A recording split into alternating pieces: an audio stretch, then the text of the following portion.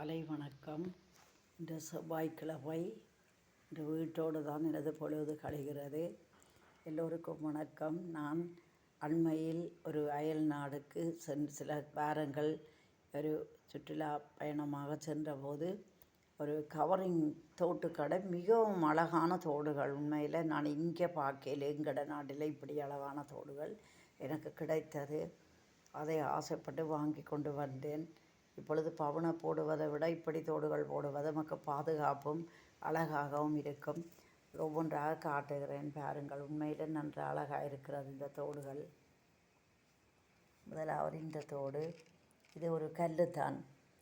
Colour கல்லுகள் பாருக்கோ, முத்து வச்சிருக்கு. ஒரு மயில் மாதிரி ஒரு டிசைன் இருக்கிறது. இங்காலே ஒரு சூரிய ஒளி பட்டாலே அந்த 7 நிறங்களும் தெரிகிற மாதிரி ஒரு அழகான கல் இந்த தோடு. முதலாவது தோடு அது மாதிரித்தான் இது. 2வது தோடு இருக்கிறது. 2வது தோடும் இப்படித்தான் இருதய ஷேப்பில் ஒரு கல், மிகவும் அழகாக இருக்கிறது இந்த தோடு. 3வது பாருங்கள், ஒரு தூக்கணத்தோடு. அதில் குட்டி குட்டி கல்லுகள் இருக்கிறது, குட்டி கல்லும் இருக்கிறது. அந்த பவுனுக்குள் மினுங்குகிறது. சூம் பண்ணி பார்க்கும்போது தான் தெரிகிறது.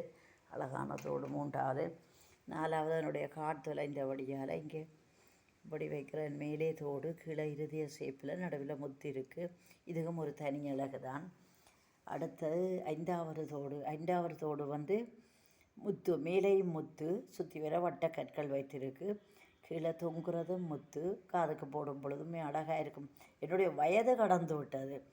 இந்த போட வேண்டிய அந்த வயதெல்லாம் வீணாக கழிந்து விட்டது. இப்பொழுது போச்சேரும் காலத்தில் தான் இப்படி ஒரு விபரீத ஆசை.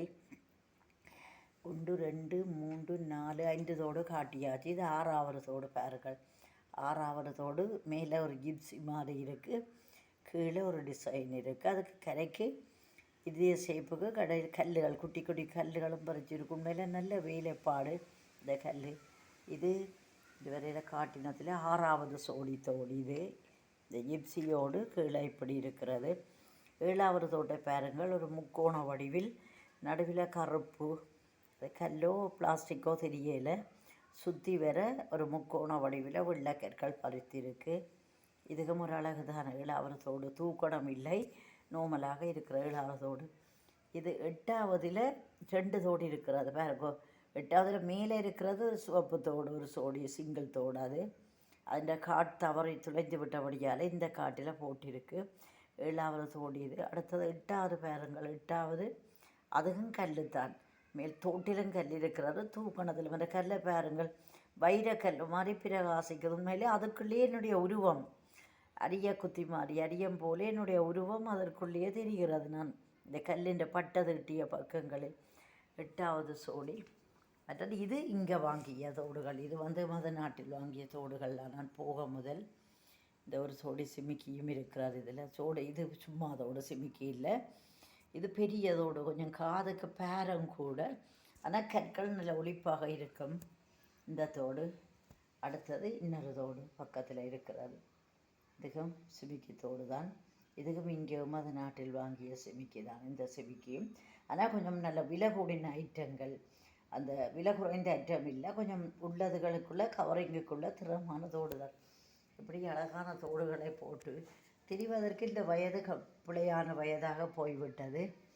ஆனால் நான் அங்கே இருந்தபோது சந்தோஷமாக போட்டு தெரிந்தேன். உடுப்பம் அப்படித்தான். சரியோ, பாவாடை சட்டை நான் இங்கே போடுவதில்லை இந்த நாட்டில். சாரி பட்டன் தான் இங்கே போனாலும் உடுக்கிறது.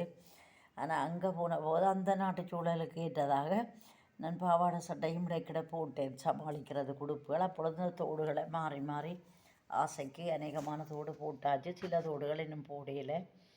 என்ன செய்கிறது? இதை போட்டுக்கொண்டு இப்போ போனால் ரோட்டில் சனங்கள் சொல்லும், இந்த வயதில் இப்படி தோட்டோட போகிறேன் என்று சொல்லுங்கள். அப்போ என்ன செய்கிறது? வீட்டிலே இருந்து காதுக்கு போட்டு டிக்டாக்குக்கும் யூடியூப்புக்கும் இந்த வீடியோக்களை போட்டுக்கொண்டு இருக்கிறேன். கடைசி ஆசை இது தானே வாழ்க்கையில். இந்த கடைசி ஆசைகளோடு இனி போய் சேர வேண்டியதான இந்த பூமியை விட்டு. ஆனால் இதெல்லாம் எனக்கு ஆசை பொருட்கள். இப்போ இளம் வயதில் நான் போட ஆசைப்பட்ட இந்த உருவங்கள் இந்த வயதில் எனக்கு கிடைத்திருக்கிறது. கடவுளுக்கு நன்றி, கடவுளுக்குத்தான் நன்றி. வேறு என்ன செய்ய முடியும்?